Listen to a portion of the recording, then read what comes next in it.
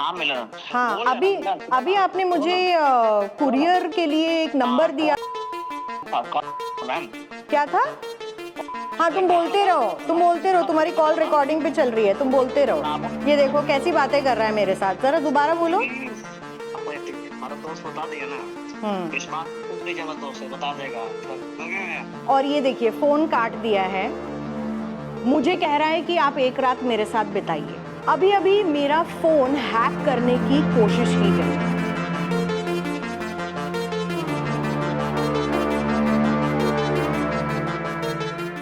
अभी अभी मेरा फोन हैक करने की कोशिश की गई।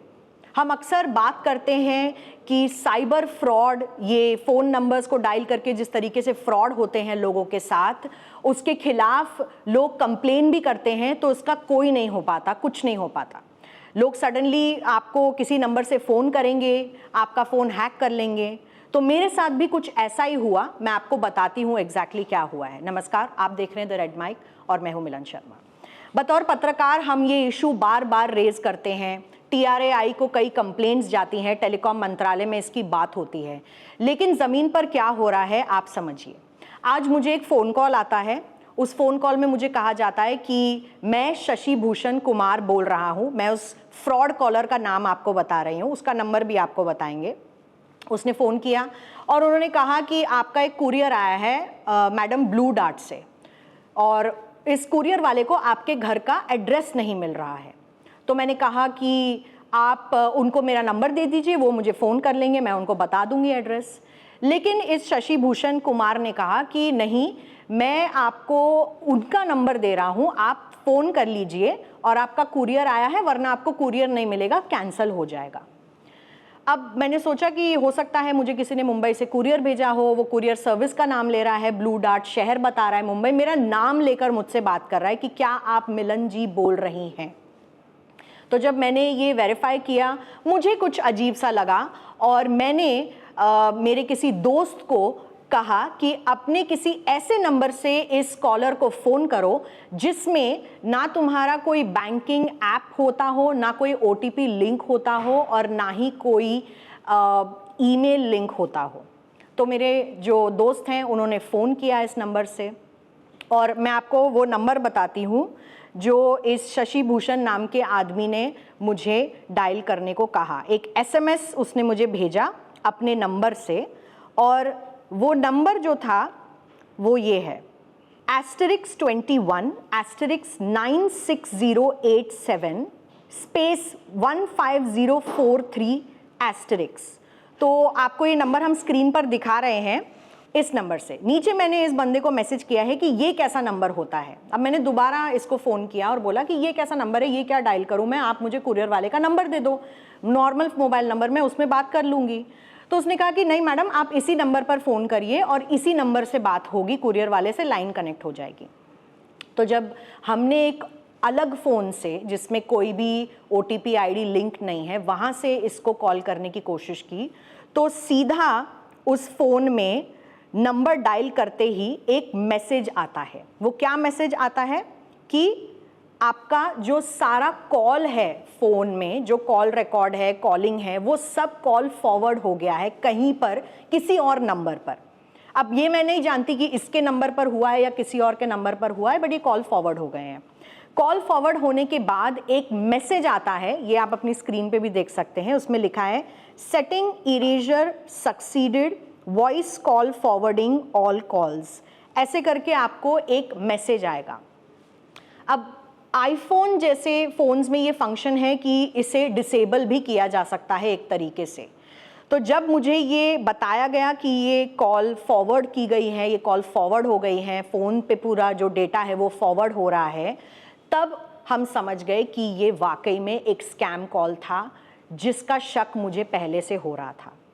अब हमने इस स्कैमर को फ़ोन किया और उससे पूछा कि ये सब क्यों कर रहा है। तो जितनी गंदी गालियां इसने मुझे अभी दी हैं और जिस भाषा में इसने मुझसे बात की है, हो सकता है हमें ये अब बीप करना पड़े हमारे ऑडियंसेस के लिए, लेकिन आप सुन लीजिए। हेलो। हेलो, हाँ शशि भूषण बोल रहे हो आप? हाँ बोल रहा। आपने फ़ोन किया था मुझे, मैं मिलन बात कर रही हूँ। हाँ मिलन। हाँ, बोल रहे अभी हैं ना, मिलन, अभी आपने मुझे कुरियर के लिए एक नंबर दिया, मैम। क्या था? हाँ, तुम बोलते रहो, तुम्हारी कॉल रिकॉर्डिंग पे चल रही है, तुम बोलते रहो। ना बोला मैं खोना तो गाना मतलब बात सब कर सुन रहे दीपक।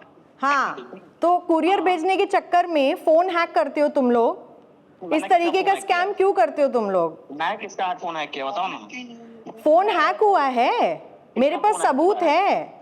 क्या अब किसका हुआ है तुम्हें क्या करना है? तुम मुझे कॉल भेज रहे हो हैं? तुमसे मंगाया है क्या? सुनो ना मैडम, कुछ भी बोलोगे? सुनो ना। क्या सुनना है? इस नंबर से मुझे फ़ोन आया और इस कॉलर ने मेरा फ़ोन हैक करने की कोशिश की।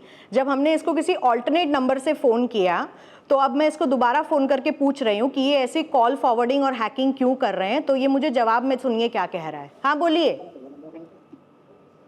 हाँ बोलिए। हाँ सुनिए ना, काम छोड़ देंगे लेकिन एक नाइट जितना लड़का काम करते हो सभी मिल जाएगा। ये देखो कैसी बातें कर रहा है मेरे साथ ये देखो कैसी बातें कर रहा है मेरे साथ। जरा दोबारा बोलो। हाँ मैडम बोलिए, क्या बात है? नहीं बोलिए ना, आप बोलिए क्या चाहिए, क्या चाहते हैं आप मेरे से? कुरियर वाले से बात किए ना। नहीं, आप क्या चाहते हैं मेरे से? मैं कुछ भी नहीं चाहता हूँ, बोलिए। हाँ, तो लोगों को स्कैम क्यों कर रहे हैं ऐसे? अरे वो आपको गाँव में यहाँ बात कर लिया ना, आपको हमारा दोस्त बता दिया ना। इस बात कुछ नहीं जाना, दोस्त बता देगा। तो ये इन लोगों की सच्चाई है। और ये देखिए फ़ोन काट दिया है, मुझे कह रहा है कि आप एक रात मेरे साथ बिताइए।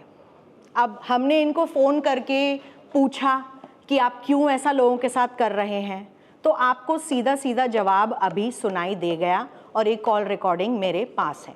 तो ये सच्चाई है इन स्कैमर्स की, इन कॉलर्स की, जो नॉर्मल लोगों को इस तरीके से कॉल करके तंग करते हैं, उनके साथ स्कैम्स करते हैं, उनके साथ फ्रॉड्स करते हैं।